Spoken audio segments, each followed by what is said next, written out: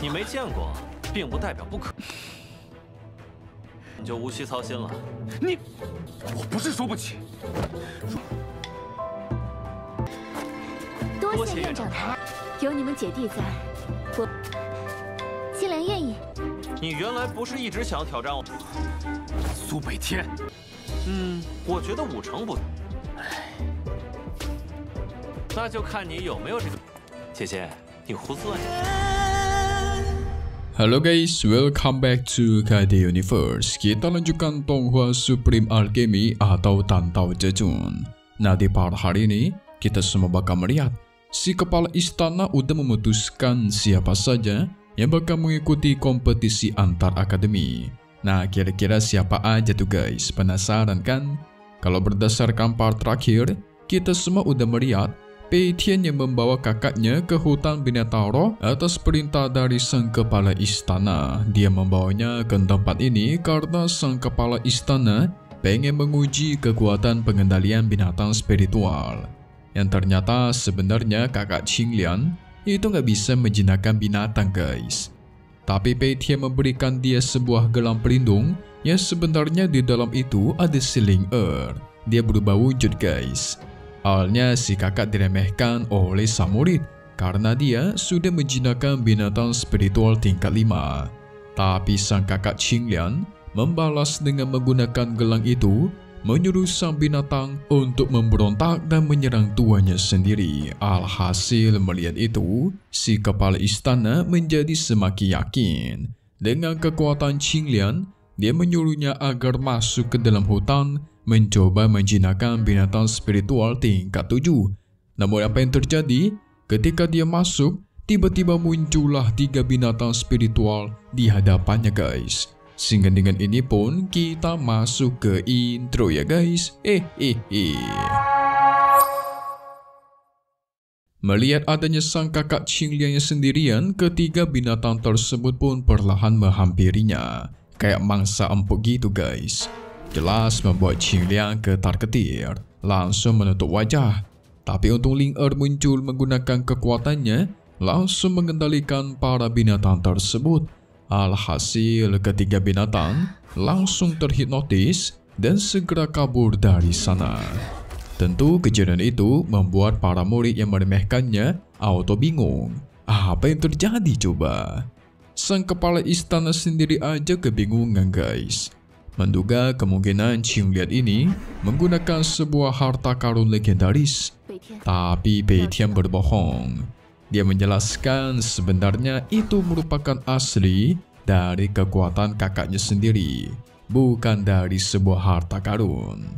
Gak cuman itu, tiba-tiba di dalam hutan terdengar suara binatang buas yang sungguh menyeramkan. Jelas membuat Qinglian semakin panik. Ternyata apa yang terjadi? Gak lama dari itu muncullah seekor harimau putih yang besar sekali. Gak cuma satu, ada 2 guys. Harimau putih besar muncul di hadapannya. Tentu membuat kakak Qinglian auto panik. Gak cuma itu, ada juga seekor burung elang dari langit yang menghampiri Qinglian. Si kepala istana pun dibuat kebingungan. Kenapa ketiga monster spiritual tingkat 3 itu langsung muncul secara bersamaan?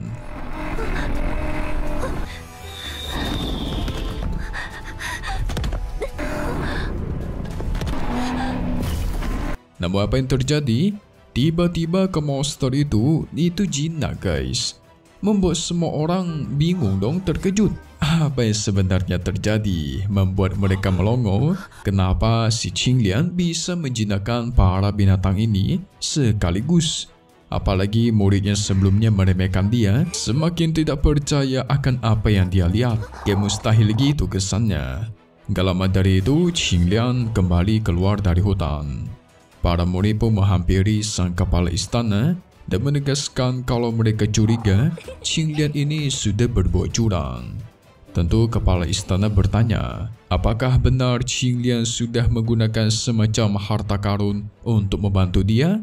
Jelas Qinglian mengatakan tidak dong.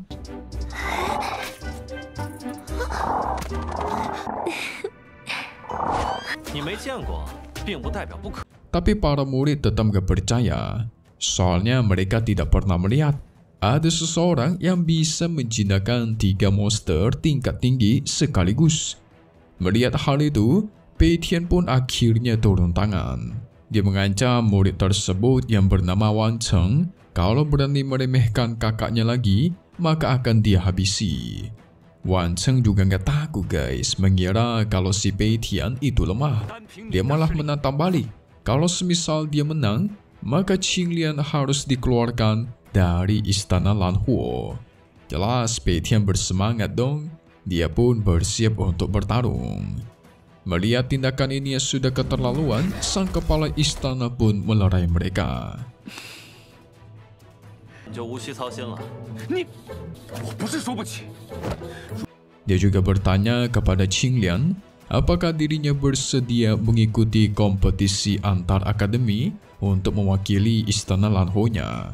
Tentu Qinglian setuju, membuat sang kepala istana kesenangan karena dia yakin dengan ada adik kakak ini, maka istana Lanhuo-nya pasti menang dalam kompetisi.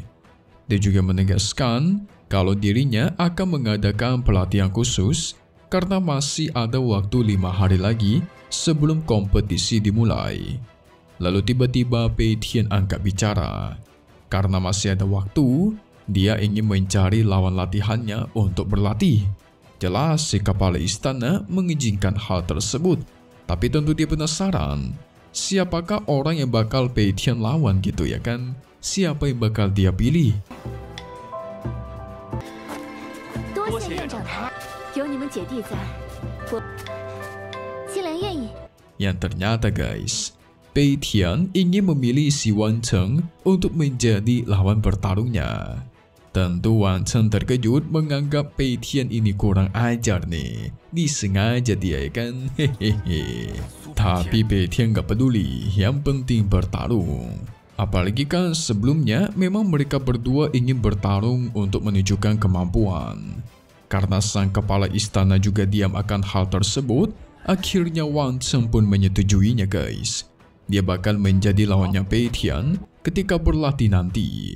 Wah, salah pilih lawan nih orang nih. Karena urusan sudah selesai, kepala istana pun menyuruh mereka untuk kembali dan bersiap-siap. Setelah itu, Qinlu menghampiri Pei Tian. Dia meminta maaf atas kejadian yang terjadi di dalam ulang tahunnya. Gak cuma itu, dia juga mengajak Pei Tian untuk pergi bersama ke restoran karena kebetulan si kakek ingin menraktirnya. Tapi sayang, Pei Tian menolak akan hal tersebut. Dia tidak ada masalah apapun dengan Qinlu semenjak kejadian itu dan tetap menganggap dia sebagai seorang teman.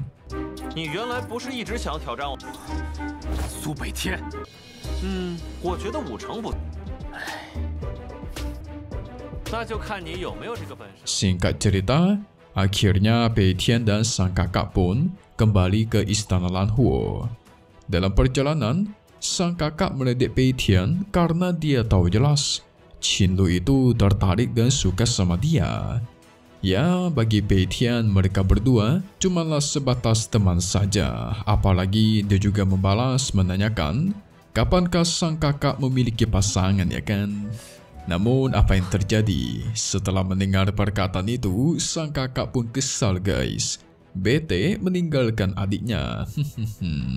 Namanya cewek ya kan? Ada beberapa aturan yang tidak boleh kita pertanyakan kepada wanita. Kalian mesti ingat ya guys. Yang pertama, apakah jomblo atau tidak itu nggak boleh ditanya. Yang kedua, beratnya berapa itu semakin nggak boleh ditanya tuh. Bisa bete tuh. Jadi kalian hati-hati aja ya. 姐姐，你胡思乱想什么？ 秦家小姐是不是对你有意思？ Singkat cerita, akhirnya mereka berkumpul di sebuah aula yang ada di sana. Ternyata sudah dipilih 5 murid yang akan mewakili istana Lanhuo dalam kompetisi antar akademi.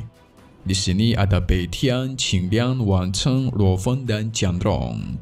Sang kepala istana juga mengatakan kalau istana Lingyun itu sangat kuat. Mereka memiliki jenius yang bernama Chang Jinyun, Lei Xiao, yang ranah mereka berdua itu paling tinggi di akademinya guys. 不知你们有信心获胜吗？还有不到5天时间。Tapi ketiga orang lainnya juga sangat kuat dan mereka tidak boleh diremehkan.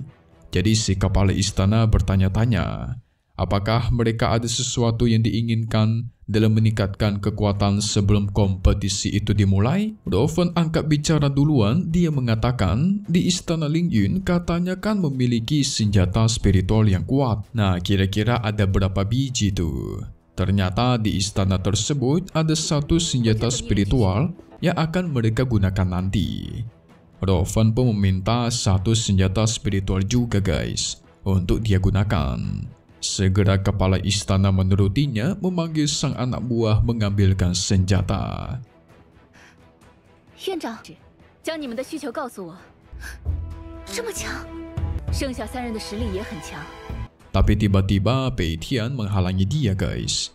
Dia mengeluarkan senjata spiritual miliknya yang juga berada di kelas menengah untuk dipinjamkan kepada Rofen. Tentu Rofen sedikit senang kan dan berterima kasih Ji. Setelah itu kakak Qilian pun mengatakan dia ingin berlatih dalam pengasingan karena tingkat kultivasinya yang masih terlalu rendah. Jelas diizinkan karena itu hal yang positif. Dia menyuruh Qilian agar segera menggunakan kolam Kaisar Ling untuk berlatih. Gak mau ketinggalan, Qianrong juga pengen melakukan pelatihan di kolam Kaisar Ling. Dan lagi-lagi kepala istana setuju guys. Tapi yang paling dipenasarankan adalah permintaan macam apa yang akan diminta oleh Pei Tian. Pei Tian hanya mengatakan dia pengen bertarung melawan Cheng untuk berlatih guys. Ini dendam si Pei Tian ke Sumat juga nih. So mari kita lihat. 我只是不想你输而已。谢谢。院长，我也想去。 Spoiler untuk part 56 mendatang, kira-kira apa yang terjadi? Oke, singkatnya nanti kita semua bakal melihat sang kepala istana yang mengajak Pei Tian, kakaknya dan para murid beserta tetua lain untuk menyambut kedatangan Tetua Ling. Ternyata Tetua Ling ini orang misterius, menggunakan sebuah topi untuk menutupi wajah. Dan apa yang terjadi? Ketika topinya dibuka, ternyata Dekan Ling itu seorang waria guys. Aduh, memikirnya misterius karena keren atau gimana ya kan? Ternyata banci, sialan nih. Para murid yang tadinya penasaran dengan wajahnya, pas tahu pun auto muntah-muntah. Tapi kira-kira siapakah Tetua Ling ini? Biasanya seperti ini yang lucu-lucu jangan diremehkan guys. Mari kita tunggu lagi di part 56 Supreme Alchemy atau Tantau Zhezhun. Update lagi nanti buat tonton selanjutnya dan pastinya cuma di sini. KD Universe. Thank you buat kalian semua yang nonton dan selalu support channel Mimin. Semoga kalian semua sehat selalu ya. Mimin pamit undur diri dulu. Kita bakal ketemu lagi di video-video selanjutnya. Oke, kalau gitu, see you guys.